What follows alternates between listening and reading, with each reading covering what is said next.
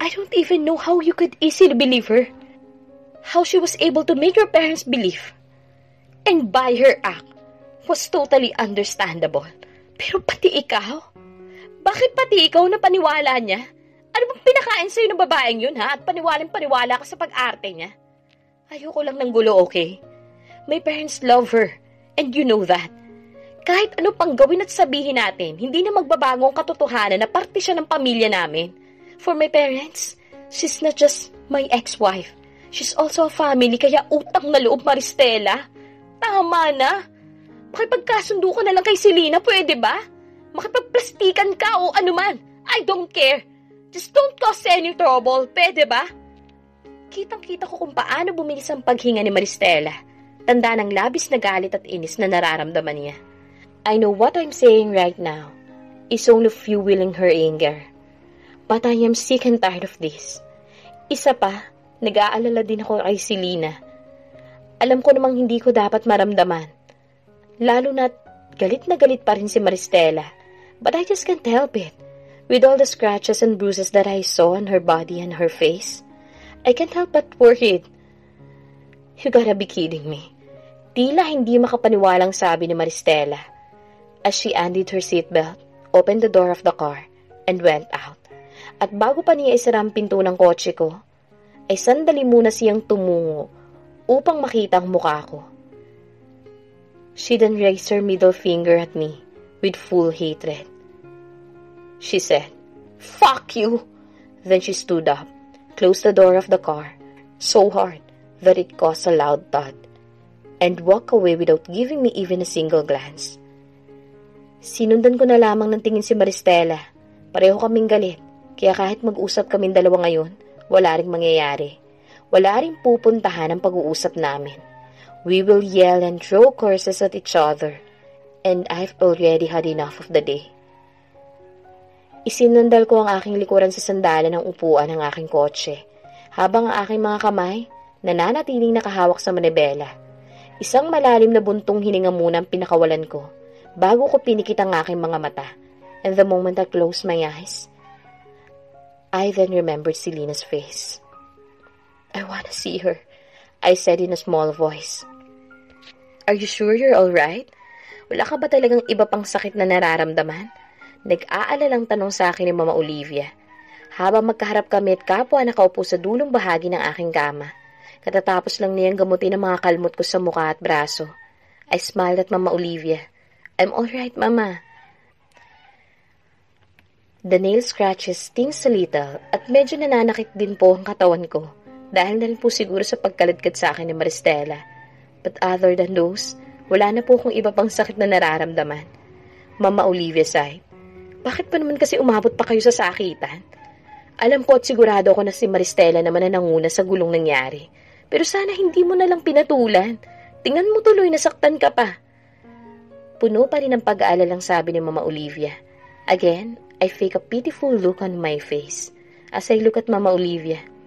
"I am really sorry, Mama. Ang totoo po, nahihiya talaga ako sa nangyari. Alam ko naman po na may kasalanan din po ako sa nangyari. At alam ko pong mali na pinatulan ko po siya. But I just couldn't take it anymore, Mama.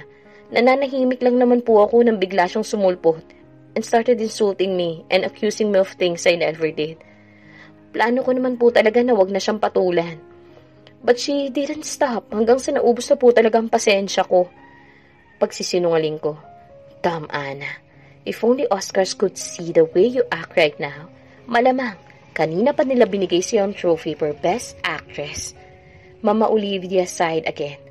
"I can say that I don't understand you, because I do. I really do, Iha.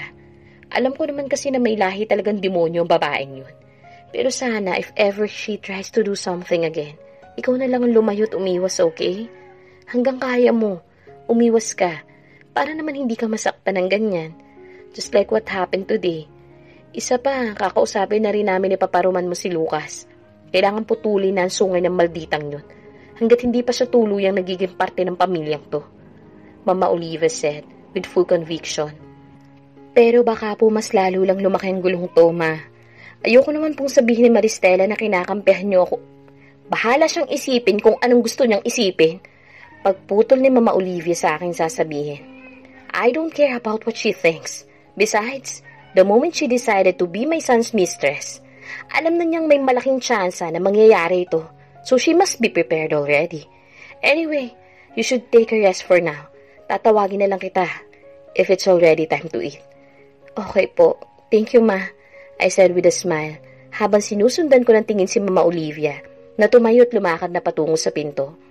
Nasa may pintuan na si Mama Olivia at hawak-hawak niya ang siradura ng pinto nang bigla siyang tumigil sa paglalakad at nilingon ako. And Selena, I believe you. I'll always will. Kahit ano pang sabihin ni Maristela, it's your words that I will always believe in. And I also hope that you'll change your mind about leaving this home. That's really make me sad and disappointed, she said before she finally opened the door and left me, leaving me speechless for a while. Nang makabawi na ako mula sa pagkabigla dahil sa sinabi ni Mama Olivia, isang napakalalim na buntong hinanga ang aking pinakawalan, saka ako humiga sa aking kama. It appears that I will never be prepared for the guilt that I felt. And I will continue to feel from time to time. Ipinikit ko ang aking mata. Siguro nasa hotel na sila Lucas at Maristela ngayon. I wonder what's going on. Nag-aaway na kaya silang dalawa? Ilang beses na kaya akong minura ni Maristela? Whatever. I am done thinking about them. I just wanna take a rest now. Lalo pat nararamdaman ko ang pagod at kirot na dulot ng ginawa ni Maristela sa akin sa pool. Hanggang sa tuluyan na nga akong nagpatangay sa antok. Ang marahan na paghaplos sa akin pisngi, ang siyang nagpamulagat sa akin.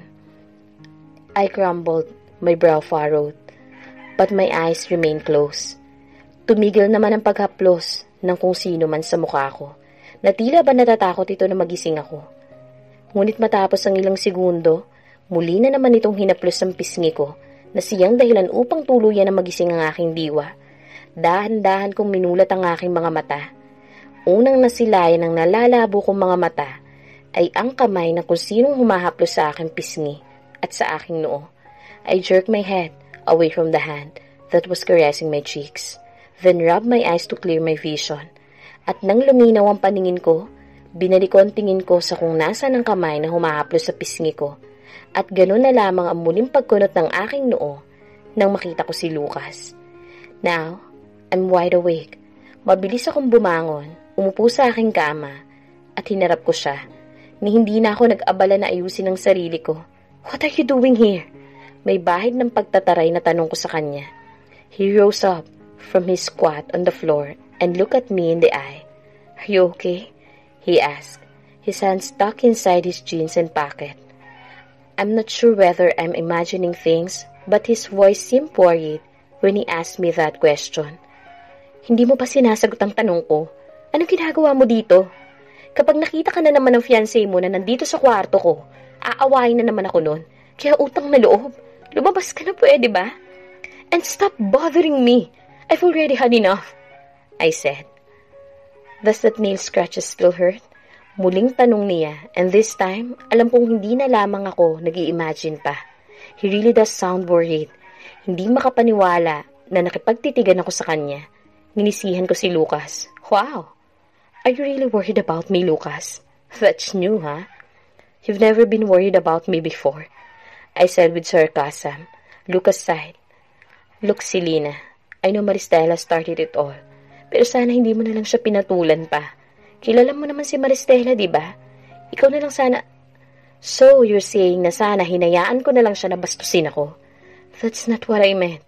That's what you meant to say, Lucas. Umiling-iling ako. Looks like I was wrong. Mukhang hindi ka rin naman pala nag-aalala sa akin. Andito ka lang naman pala para ipagtanggol ang fiancé mo. I sighed. But it's okay. It's not like I expect you to be concerned about me. Isa pa, sanay naman ako na si Maristela ang palagi mong pinagtatanggol, which is understandable because she is the woman you love and the woman you wanted to spend the rest of your life with. Whereas I am nothing but your ex-wife whom you casually have sex with. Selena, lower down your voice. Baka may makarinig sa'yo. Nagpapanik na sabi niya. Tinignan pa niya ang nakasaradong pinto ng kwarto. to make sure na hindi yun nakabukas at wala talaga nakarinig sa sinabi ko. I scoffed. What?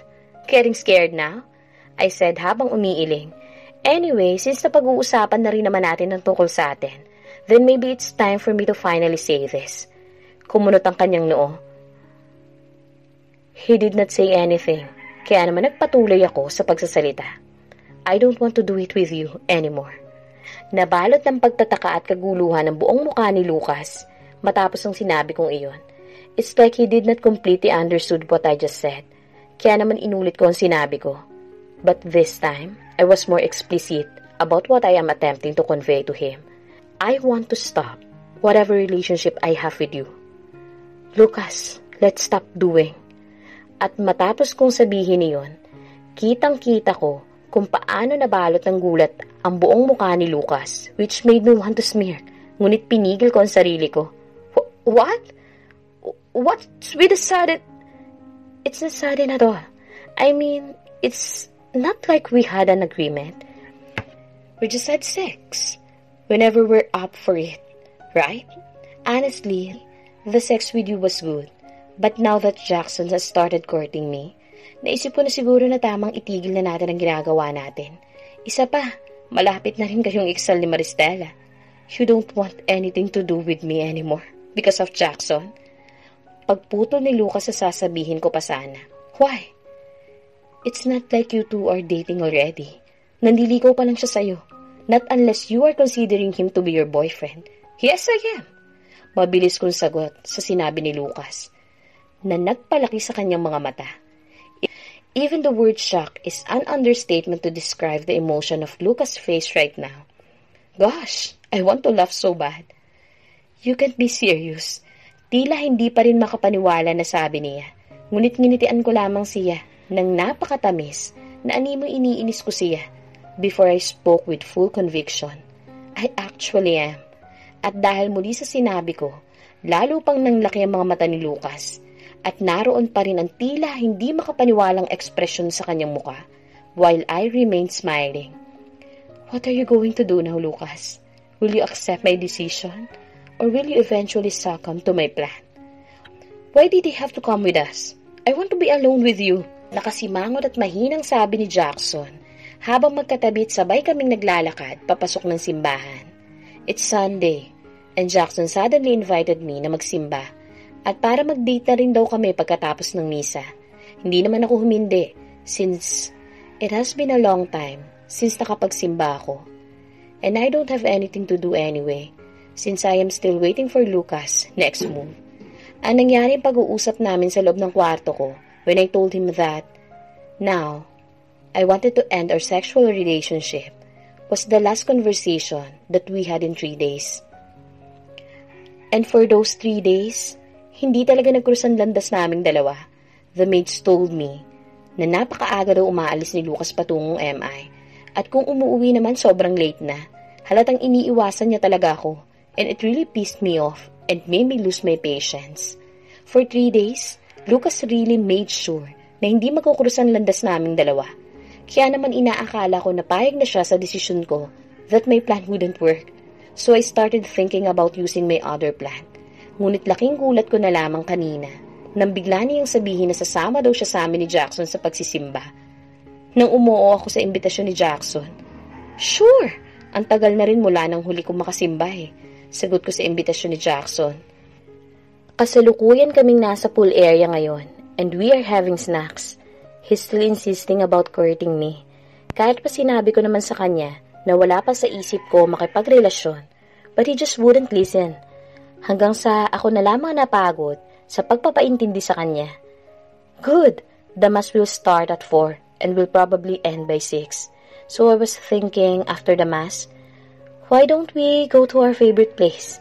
I bet you missed that place already, Jackson said with a smile. At dahil sa sinabi niyo ni Jackson, kaagad ako nakaramdam ng excitement. That place Jackson was talking about is the food park where he, Sarina, and I used to hang out a lot whenever we have free time. We ate different street food while chatting about nonsense things. And those days are one of the most memorable days in my college life because that was the time where I was still not married to Lucas. And that was the time where my life was still not miserable. Sure, ililibre mo ba ako? Nakangisi kong tugon. Oo naman, ikaw pa ba? Malakas ka kaya sa akin. Saka pang plus points na rin yun sa panliligaw ko sa'yo, no? Malay mo, baka kapag nilibre kita at binusog kita, marirealize mo na ako talagang lalaki na katadhana para sa'yo. Nakangisi rin na tugon naman ni Jackson sa sinabi ko. Sira ulo. Napapailing na sagot ko na lamang. We kept silent after that conversation at kumain na lamang kami ng cookies at paminsan-minsang umiinom ng juice habang nakatanaw sa mainit at maliwanag na sinag ng araw. But the silence that enveloped us was broken when Lucas came from behind us and suddenly spoke. So, you're here again, said Lucas, na pareho namin ikinagulat ni Jackson. Sabay naming nilingon ni Jackson si Lucas and we found him staring at Jackson with a displeased look on his face. I forgot. It's Sunday kaya katulad ni Jackson, wala din palang pasok sa opisina si Lucas. But what he is doing here? Hindi ba't iniiwasan niya ako? Well, andito ang nililigawan ko kaya natural na babalik at babalik ako dito sa bahay niyo. Why? Is there something wrong with me? Coming here? Tanong ni Jackson, na hindi ko alam kung kaswa lamang ba, na nagtatanong o sadyang iniini si Lucas. Wala naman. Iniisip ko lang kasi kung hindi ka pa ba napapagod sa pagpunta-punta mo rito, kahit wala ka pa namang napapala. Nakangising sagot ni Lucas kay Jackson. At paano mo naman nasabi na wala akong mapapala? As far as I can remember, Selena hasn't rejected me yet. That means I still have a chance. And what are you doing here anyway? Is it your hobby to eavesdrop? I never thought you have that kind of hobby, said Jackson while grinning, as if trying to annoy Lucas. Kahit ako napangisi na rin dahil sa sinabi ni Jackson. Habang ang ngisi naman ng mga labi ni Lucas, kaagad na naglaho at napalitan ng kaseryosohan. Tila hindi nagustuhan ni Lucas ang sinabi ni Jackson, and it's entertaining me. Seeing Lucas being pissed by Jackson is such a sight to see. I know this is your home, pero pwede mo naman siguro kung bigyan ni Selena ng privacy, di ba? I mean, you know that I am courting her, so I would really appreciate if you would just give us privacy. I want some alone time with Selena, pare, Jackson said with a smile, which I know, it's not genuine. And what if I don't want to? Ikaw na may sabi, this is my home. Kaya naman pwede kong gawin ang kung ano mang gusto kong gawin. Pwede rin akong pumunta at tumambay sa kahit saan ko gustuhin. Sagot naman ni Lucas, habang nakangiti, nakatulad ni Jackson, alam kong hindi rin sincere. Napailing na lamang ako. He's just like a kid, and it's funny, because I have never seen him like this. I never knew Lucas can act like this. Bumuntong hininga ako. Saka ako tumayo. Then feel free to stay here. Tama ka naman. This is your home, so you can go and stay wherever you want to stay, I said. Saka ako nilingon si Jackson. Why don't we stay in my room then? Siguro naman, hindi na tayo guguluhin ng... I glanced at Lucas and gave him an annoying smile. Asungot doon. Then I looked back at Jackson and smiled at him sweetly. Doon muna tayo sa kwarto ko hanggat wala pang 4 o'clock. Tila nagulat naman si Jackson sa sinabi ko. I can't blame him though. This is the very first time that I invited him to my room. Well, kung hindi lang naman sana biglang dumating si Lucas, eh hindi ko siya iimbitahan sa kwarto ko, no? I am just inviting him because I want to know and see how Lucas would react. Yeah, sure, Jackson said, na medyo gulat pa rin. Ngunit tumayo naman. I grabbed Jackson's hand. Sinundan naman ng tingin ni Lucas ang kamay ko na nakahawak sa kamay ni Jackson at kitang-kita ko kung paano umigting ang kanyang mga panga. Nakita ko rin kung paano kumuyom nang napakahigpit ang kanyang mga kamao. Tanda na hindi niya nagugustuhan ang nakikita niya. I wanted to grin. Seems like I still don't have to do the plan B. Let's go, I said, while still smiling sweetly at Jackson, before gently pulled him towards the living room. Nasa bukana na kami ng pintuan ng living room. nang biglang lumakad ng napakabilis si Lucas patungo sa aming dalawa at dumaan pa mismo sa gitna namin forcing me to let go of Jackson's hand. "What the hell?" Gulat na saad ni Jackson, but Lucas just stood in front of us and looked at me. "Aalis na rin ako. Kaya hindi mo na siya kailangan dalhin pa sa kwarto mo."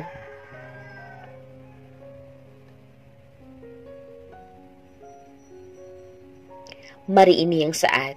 Sa kanya kami tinalikuran. Magsisimula na sana siyang maglakad at umalis nang tila may naalala siya, kaya naman nilingon niya kami.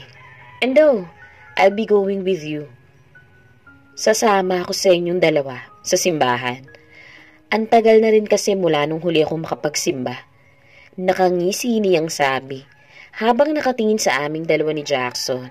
Saka siya umalis, leaving me and Jackson with our mouths hanging in pure shock. At heto na nga kami ngayon. Jackson is pouting and really disappointed. Gusto niya kasi talaga na kaming dalawa lang ang magsimba. Kinumbisi pa nga niya ako na maaga kaming umalis. Imbis na 3:30 kami umalis. 3:00 na kami umalis para hindi na daw makasama sa amin si Lucas. Since ang alam ni Lucas 4:00 pa magsisimula ang misa. Ngunit ang paalis na kaming dalawa ni Jackson, naabutan namin si Lucas na nasa loob na ng kotse nito at nakaayos na. At tila hinihintay lang kaming umalis. "You shouldn't look so disappointed, Jackson. Nasa loob tayo ng simbahan. Baka isipin ko na hindi talaga sincero ang pagsisimba mo. Dinadaan mo lang to para masolo mo si Selena." Biglang saad ni Lucas na hindi man lamang namin namalaya ni Jackson na nasa tabi ko na pala. Ano naman pakailam ko sa kung anong iisipin mo Sagot naman ni Jackson, and this time, hindi na talaga niya tinago ang inis na nararamdaman niya para kay Lucas. "It seems that eavesdropping is not only your hobby. Tagging along on somebody else's date seems to be your hobbies as well too. You must be so shameless. Besides, don't you think that spending time with your fiancé is much more important than coming with us? Who knows what Maristela might do again kapag nalaman niya na sumama ka sa amin? Baka bigla na naman niyang sugurin at saktan si Selena." Seryosong sabi ni Jackson. Alam na kasi ni Jackson na nangyari sa aming dalawa ni Maristela. At talagang hindi niya nagustuhan ang ginawa ng babaeng yun. He even told me na umalis na lamang sa bahay ni Mama Olivia at ni Papa Roman, and that I can stay in his condo unit since he's not living there anymore. Kung ayaw ko naman daw sa condo unit niya, he can find me a hotel daw where I can stay comfortably. But I rejected his offer. Wala naman kasi talaga sa plano kong umalis sa bahay ni Mama Olivia at Papa Roman. I just said that upang ipamukha kay Maristela that no matter what happens, sa kahit na ilang beses pa niya akong awayin, sugurin, at kahit ilang beses pa niya akong akusahan ng kung ano-ano, ako pa rin ang paniniwalaan ni Mama Olivia at Papa Roman. I just want her to see and know that no matter what she does, it's always me that Lucas family will choose. And I succeeded in that. Isang seryosong tingin ang ibinigay ni Lucas kay Jackson. It won't happen again. Mariini ang sabi. Sa kanya binaling ang kanyang tingin sa akin. It won't happen again, he said in conviction, which took me aback. His piercing gaze stayed fixed on me. It as if he was trying to convey me through his eyes that he is serious and earnest in what he said. And for some reason, I can't seem to take my gaze away from him. Ngunit naputol ang pagtititigan naming dalawa nang biglang tumikim si Jackson. Kaagad kong ibinaling ang aking tingin kay Jackson at nginitian siya. Let's find a seat, I said. Jackson just stared at me for a couple of seconds bago siya bumuntong hininga at tumungo na ng may ngiti sa labi. He then took my hand and gently pulled me closer to him. Let's go sit at the front. He said this, then looked at Lucas and gave him a really piercing stare that made me shake my head. Nang tapunan ko naman ng tingin si Lucas, nahuli ko siya na matapang na sinasalubong ang mga mata ni Jackson. Muli ay napailing ako. Mukhang magiging magulong araw kung to ha. I am not complaining though. This invitation of Jackson will be useful to my plan anyway. At sa nakikita kong inaakto ni Lucas ngayon, alam ko na kung saan ako pupuntahan ng planong to. Sorry not sorry, Maristela. It seems like your fiancé is really getting deeper and more into my scheme.